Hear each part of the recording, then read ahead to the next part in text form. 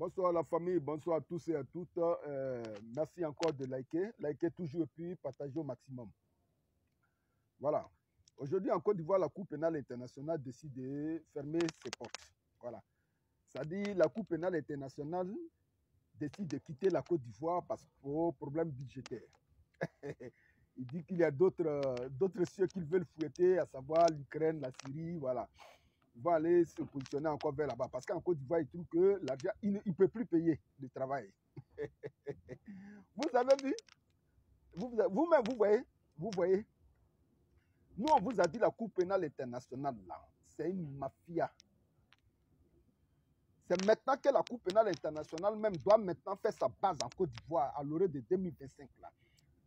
Parce que quand eux-mêmes ils voient l'atmosphère politique aujourd'hui en Côte d'Ivoire, qui ne laisse pas la place à la paix, qui ne laisse pas la place, comment on appelle ça, à des élections crédibles, à des élections démocratiques, là. C'est maintenant la Cour pénale même doit rester en Côte d'Ivoire pour essayer d'effrayer ce qui va venir. Mais en réalité, la Cour pénale internationale aujourd'hui quitte la Côte d'Ivoire pour d'autres cieux parce qu'ils savent qu'il y aura des massacres qui vont se faire pendant les élections de 2025. Vous voyez, depuis quand deux personnes font palabre, deux personnes se sont battues, on juge un, on juge l'autre, et on trouve que l'autre, ce n'est pas lui qui a commis les crimes, et pour juger l'autre partie maintenant, là, rien.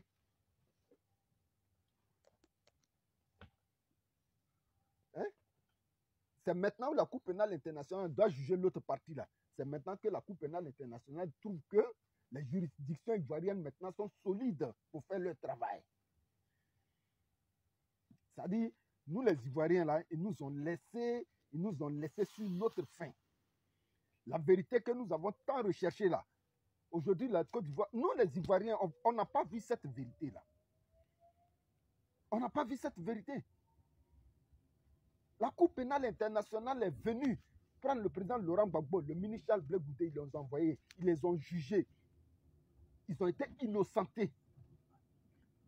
Mais c'est l'autre partie maintenant de la justice là que nous attendons, nous en tant qu'Ivoiriens, pour savoir qui a véritablement tué les Ivoiriens, qui a tué plus de 100 000 morts en Côte d'Ivoire, qui a massacré nos frères de Petit Diopou et de Guitrouzon, de l'ouest de la Côte d'Ivoire, qui a manipulé nos frères Djoula, nos frères du Nord, qui les a manipulés.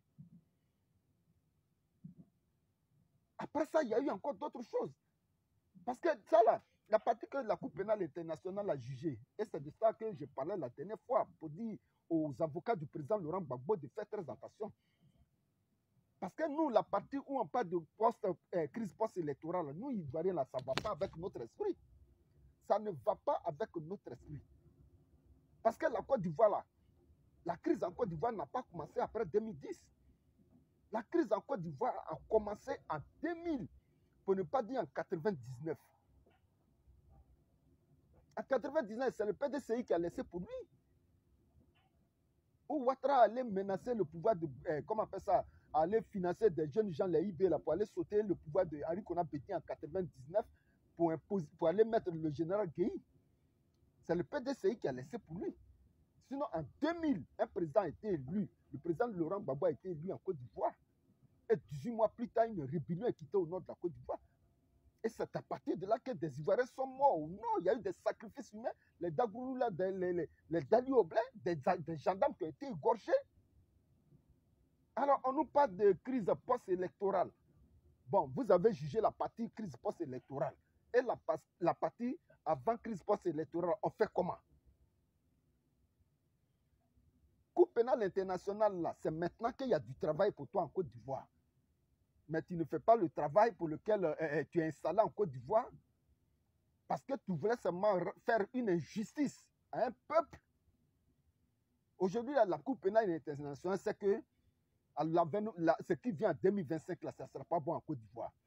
Donc, il faut qu'elle se retire pour observer de loin les massacres qui vont venir. C'est à ça aujourd'hui on assiste. Sinon, comment comprendre que vous jugez une partie et vous laissez l'autre partie sous prétexte que vous avez un problème comment on appelle ça, un problème budgétaire. Mais la Cour pénale internationale, c'est une mafia.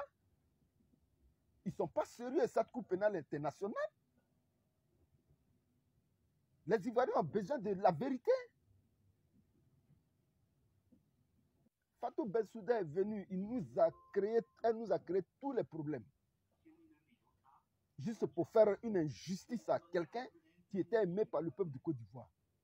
Et plus tard, on a vu comment est-ce que des contrats ont été octroyés à son mari, qui était un homme d'affaires en Côte d'Ivoire. Cette femme, Fatou Bensouda là. Nous tous, on est au courant de ça. Maintenant où il y a travail pour toi, là, c'est là maintenant que tu quittes la Côte d'Ivoire.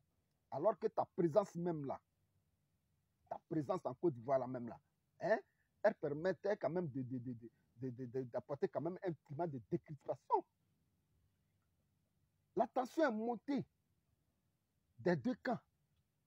Le RHDP, RDR qui fait comment on appelle ça, le lit même de la guerre civile en Côte d'Ivoire, qui fait le lit même comment je pourrais appeler ça, de la déchirure sociale en Côte d'Ivoire. Parce que toi-même, Cour pénale, tu vois ça, et que tu ne veux pas être comptable de cette situation qui va arriver en 2025, c'est là que vous décidez de quitter la Côte d'Ivoire. Mais vous étiez en Côte d'Ivoire là, pour quelle raison?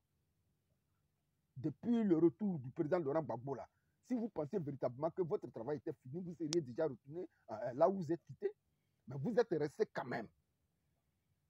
Aujourd'hui, où les Ivoiriens veulent savoir maintenant la vérité de la partie 2 de la Côte d'Ivoire, c'est là que vous vous retirez.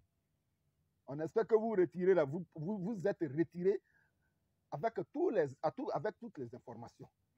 Voilà, avec toutes les informations. Parce que votre retrait en Côte d'Ivoire ne veut pas dire que vous avez clos le débat, vous avez clos, comment on appelle ça, la justice ou bien le débat sur la Côte d'Ivoire. Parce que vous avez seulement jugé une partie, vous n'avez pas encore jugé l'autre partie. Vous n'avez pas encore dit aux Ivoiriens qui a tué les Ivoiriens. Donc, vraiment, nous, Ivoiriens, on ne comprend pas. On ne comprend pas.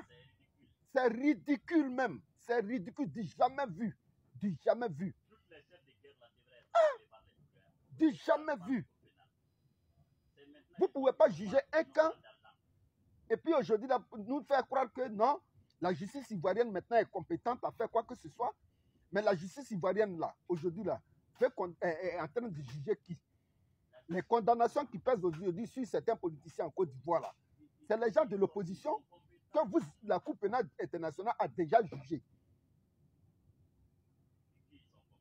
Parce que ce qui est aujourd'hui dans le tiroir de la justice ivoirienne, que vous trouvez compétente en la matière pour juger là, c'est des gens que vous aviez déjà jugés à la Cour pénale internationale, à savoir leur chef, le président Laurent Gbagbo.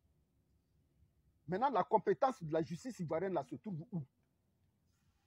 Puisque c'est cette même justice là même là qui est au pouvoir en Côte d'Ivoire. Et la justice africaine a fait annuler 2 des verdicts. La Cour pénale, la Cour de justice africaine, 2 verdicts ont été annulés. Le verdict du président Laurent Gbagbo sur la condamnation du président Laurent Gbagbo et la condamnation comment on appelle ça, de Soro Guillaume.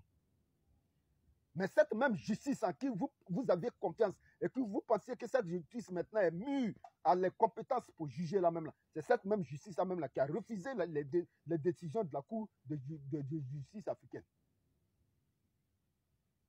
Et vous n'avez même pas encore fini votre travail, vous pliez bagage pour quitter la Côte d'Ivoire.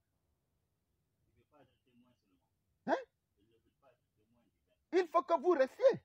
Il faut que cette Cour pénale internationale reste encore en Côte d'Ivoire. Parce que les prémices même d'une guerre civile, ça dit, avant là, vous n'étiez pas témoin oculaire. Voilà.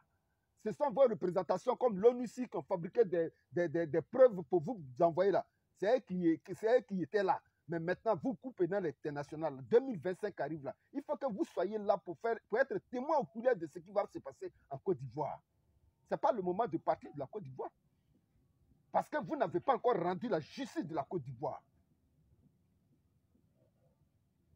C'est pas sérieux. C'est pas sérieux. Qu'est-ce que l'Afrique même véritablement doit attendre de cette Cour pénale internationale même?